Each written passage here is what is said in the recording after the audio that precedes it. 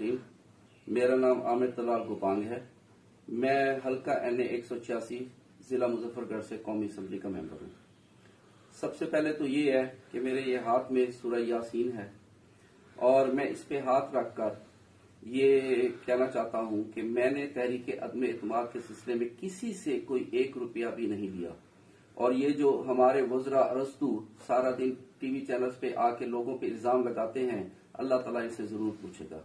मैं इंशाअल्लाह ताला तहरीक एतमाद के सिलसिले में जो फैसला भी करूंगा अपने ज़मीर और अपने अवाम की राय को मद्देनजर रख कर करूंगा।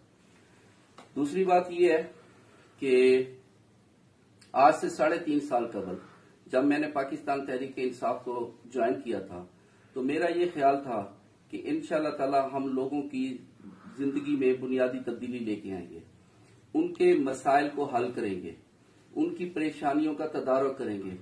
लेकिन अफसोस के साथ कहना पड़ता है कि इमरान खान साहब और उनकी जो टीम थी, इन्होंने 3.5 साल में कुछ भी नहीं किया। और यकीन कीजिए कि मुझे अफसोस के साथ कहना पड़ता है कि इस 3.5 साल में मैंने मरकज में किसी किस्म के अपने हल्के के किसी एक दोस्त का भी कोई काम कराने में कामयाब नहीं हो सका।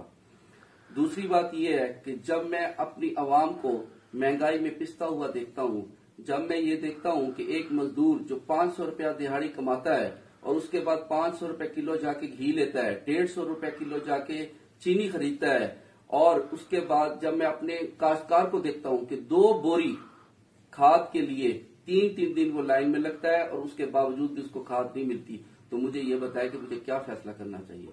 इंशाअल्लाह ताला तहरीक अदम एतमाद वाले दिन मैं कौमी असम्बली में जरूर जाऊंगा और उसके बाद जो फैसला भी करूंगा अपनी अवाम की राय को मद्देनजर रखकर और अपने जमीर के मुताबिक फैसला करूंगा। बहुत बहुत शुक्रिया। अस्सलाम वालेकुम।